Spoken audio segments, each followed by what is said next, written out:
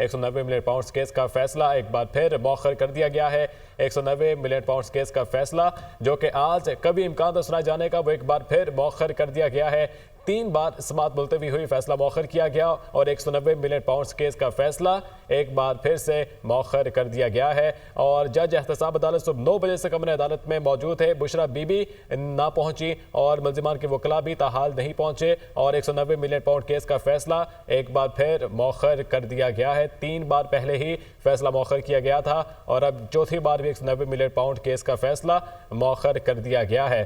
तो यह हम खबर आप तक पहुंचाएं। 190 मिलियन पाउंड केस का फैसला अलकादर ट्रस्ट केस में 190 मिलियन पाउंड का फैसला जो कि कभी इम्कान थे कि आज सुना दिया जाएगा और बानी पीटीआई और बुशरा बीबी के खिलाफ जो भी फैसला था आज सुनाए जाने का कभी इम्कान था, लेकिन फैसला एक बार फिर से मौखर कर दिया गया है।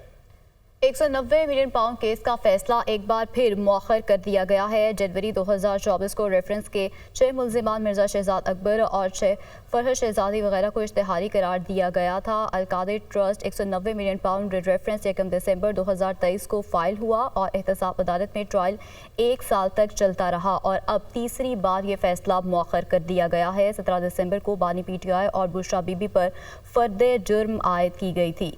190 मिलियन पाउंड रेफरेंस का ट्रायल 1 साल तक जारी रहा है और बानी पीटीआई और बुशरा बीबी अपने दिफा में कोई गवाह और शहादत पेश करने में नाकाम रहे हैं। 1 साल तक ये ट्रायल जारी रहा है। अदील बड़ाइच हमारे साथ मौजूद हैं। अदील, बताइएगा, एक बार फिर ये फैसला मौखर कर दिया गया है, तीसरी बार ये फैसला मौखर कर दिया गया, क्या ये फैसला इतना कॉम्प्लेक्स है, इतना टेक्निकल है, क्या वजूहात हैं जो बार बार इसको मौखर किया जा रहा है?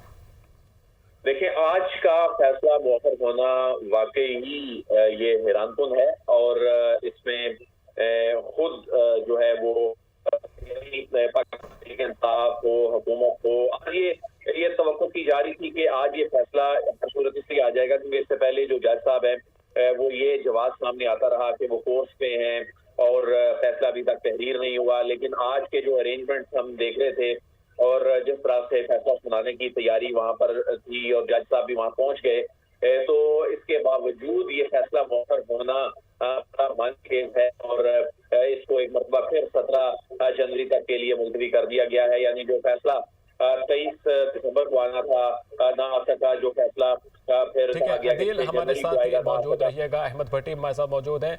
अहमद, बताइएगा क्या अपडेट्स है आपके पास? फैसला जो है 17 जनवरी तक मुखर कर दिया गया है। आज एहतसाब अदालत के जज नासिर जावेद राना बहुत देर तक और जिसके और बानी पीटीआई को भी 2 दफा अदालत ने बुलाया लेकिन वो अदालत में पेश नहीं हुए और जज साहब ने कहा कि मैं सुबह 8:30 बजे से कोर्ट में मौजूद हूँ और अभी तक मुल्जिमान नहीं पहुंचे और अदालत ने इस पर शदीद नाराजगी का इजहार किया और नालाम हुए और अदालत ने समाअत को 17 जनवरी तक मुलतवी कर दिया। फैसला 17 जनवरी को सुनाया जाएगा। बुशरा बीबी की जानिब से कोई भी नहीं पेश हुआ, ना उनके रूटीन के वकला पेश हुए। बैरिस्टर सुलेमान सफ्तर के हवाले से बताया गया कि वो लाहौर हाई कोर्ट में मसरूफ हैं, जबकि उस्मान रियाज गिल व दीगर कोई भी नहीं पेश हुआ। जबकि जब जज साहब वहाँ से निकल रहे थे उस वक्त सुलेमान अकरम राजा वहाँ पहुंचे। पहले ये बताया गया था कि सुलेमान अकरम राजा और खालिद यूसुफ चौधरी इस केस में पेश होंगे, लेकिन वो दोनों बर वक्त पेश नहीं हुए, जिस पर अदालत ने सख्त इज़हार नाराजगी किया और समाअत को 17 जनवरी तक मुलतवी कर दिया और फैसला मुखर हो गया। 17 जनवरी को फैसला सुनाया जाएगा।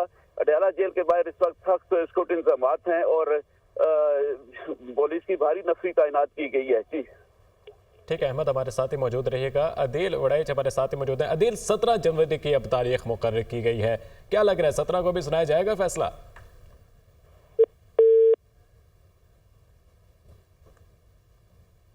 $190 मिलियन पाउंड रेफरेंस का फैसला एक बार फिर से मौखर कर दिया गया है। जज एहतसाब अदालत सुबह 8:30 बजे से कमरे अदालत में मौजूद रहे मगर बुशरा बीबी नहीं पहुंची और उनकी जानिब से उनके रूटीन के वकला भी अदालत में पेश नहीं हुए और 190 मिलियन पाउंड रेफरेंस का फैसला एक बार फिर से मौखर कर दिया गया है।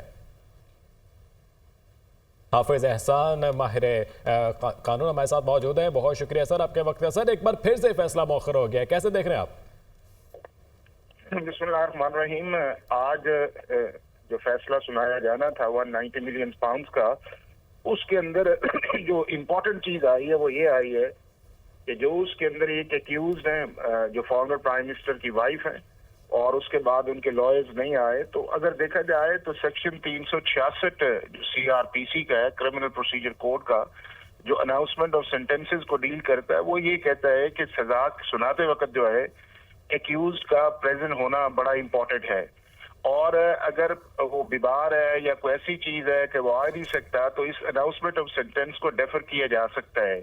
और दूसरी सिचुएशन है कि अगर किसी सजा जो है वो रिगरस पनिशमेंट्स या डेथ सेंटेंस है, तो उसके अंदर एक्यूज का प्रेजेंट होना बड़ा मस्ट है। अब ये है कि एक ऑप्शन तो है जज के पास होता है कि अगर वो समझे कि अवॉइड किया जा रहा है प्रोसीडिंग्स को, या ये है कि डिले किया जा रहा है, या एक्यूज आना नहीं चाह रहा है, या एक्यूज एब्सकॉन्ड करके है, तो फिर जज जो है वो अनाउंसमेंट ऑफ सेंटेंस कर सकता है। तो मेरा आज का जो फैसला डेफर किया गया है वो इसी प्रोविजन के नीचे किया गया है कि जिसके अंदर एक्यूज की प्रेजेंस जो थी, जो फॉर्मर प्राइम मिनिस्टर की वाइफ थी, वो जरूरी थी, लेकिन वो आज अदालत के अंदर नहीं आई।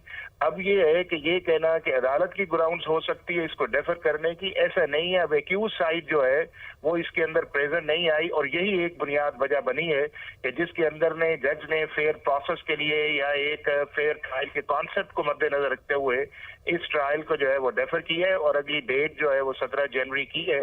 अब अगली डेट के ऊपर अगर एक्यूज फिर नहीं आते उसके अंदर, चूंकि इसके अंदर 2 एक्यूज पाकिस्तान में है, एक जेल में है, बुशरा बीबी जो है वो बाहर है, और 6 एक्यूज ऑलरेडी जो है उन्होंने एब्सकॉन्ड किया हुआ है।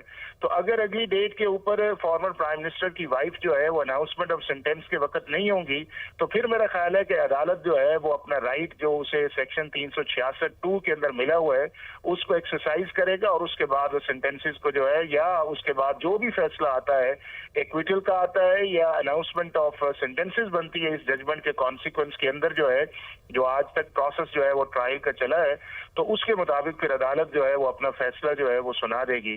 तो आज मेरा ख्याल है कि मुनासिब जज साहब ने किया है कि अगर फैसला सुना दिया जाता तो शायद ये ख्याल किया जाता कि जी एक्यूज की गैर मौजूदगी में सुनाया गया है और बिल्कुल ट्रायल जो है वो फेयर नहीं हुआ, और अनाउंसमेंट ऑफ सेंटेंस के अंदर एक्यूज का होना जरूरी है।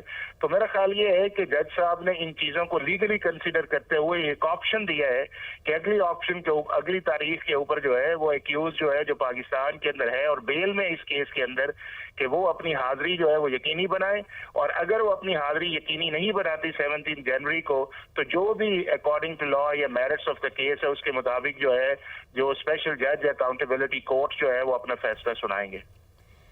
ठीक है, आप हमारे साथ ही मौजूद रहिएगा। अभी हमें ज्वाइन किया है राजा खालिद, माहिर कानून है।